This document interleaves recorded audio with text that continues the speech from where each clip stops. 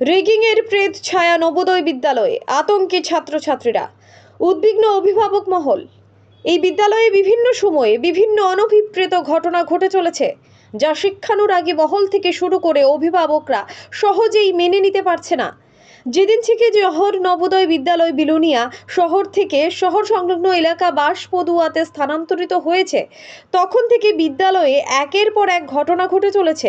কখনো ছাত্রছাত্রীরা নিজেদের মধ্যে মারামারি, কখনো বা উপরের ক্লাসের দাদারা নিচের ক্লাসের ছোট ভাইদের উপর রেগিংয়ের মতো অত্যাচার করা ইত্যাদি ক্রমাগত হয়ে চলেছে।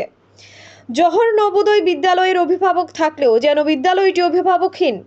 এই সকল ঘটনা ঘটে চললেও অনেকে নিজেদের সন্তানের ভবিষ্যতের কথা চিন্তা করে সংবাদ মাধ্যমের দ্বারস্থ হন না। অনুরূপভাবে গতকাল রাতেও নবম শ্রেণীর দাদারা আদিত্য মজুমদার নামে ষষ্ঠ শ্রেণীর এক ছাত্রকে বেধড়ক মারধর করে।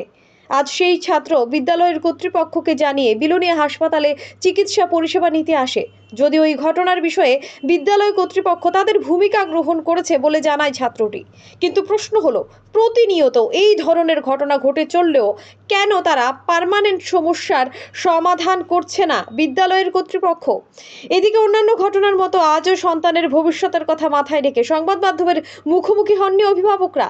তবে বিভিন্ন মহল থেকে দাবি উঠছে এই ঘটনার সুষ্ঠু সমাধান হোক, না হলে আগামী দিনে এই বিদ্যালয়ে পঠন পাঠন করার জন্য কোনো ছাত্রছাত্রী থাকবে না, আর এতে করে সরকারের কোটি টাকার প্রকল্প মুখ থুবড়ে পড়বে। Bureau report, digital Tripura.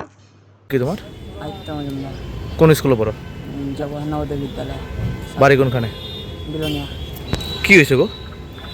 কালকে রাত্রে ক্লাস 9 তারা আমার ডাক্কা আমার মাসে, আর তারপরে তারা আমি এটা করছি যে টিচারের কাছে কমপ্লেন করলে বলে আমি এটা করবো।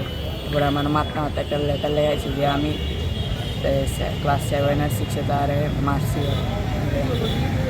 এই বিষয়ে কাউকে জানাইছো তুমি? কাউকে জানাইছো এটার লইয়া? স্যারকে জানাইছি। কোন স্যারকে? ম্যাথ স্যারকে। কি কইছে স্যারে? স্যারে তারারে সাসপেন্ড করেন কথা হয়েছে? বাইক কি কারণে মারছে এটা? আমরা তারা নিজেরা দাদাগিরিরা মানে নিজেরা মানে জোর খাটায় এখানে ভিতরে? আগেও কি তোমার সাথে প্রথম না, আগেও অন্যরার সাথেও করে এমন? আগে আমারে মারছিল মজার মজার মারত, কিন্তু আমার আওনে আগে রবিবারে আমার বন্ধুরা মারছিল, আমি তখন ছিলাম না, বাইরে গেছিলাম। সবসময় এরকম ঘটনা করে? সবসময় না, তারা যখন কোনো দুনিয়ার তারা কথা শোনে না, তারা তারা ডাক্তার মারে। আগে স্যারেরা জানাবার পরেও স্যারে কোনো পদক্ষেপ নিচ্ছে না? না, স্যারে জানাইছি, এরপরে স্যারের লগে লগে অ্যাকশন নিছে?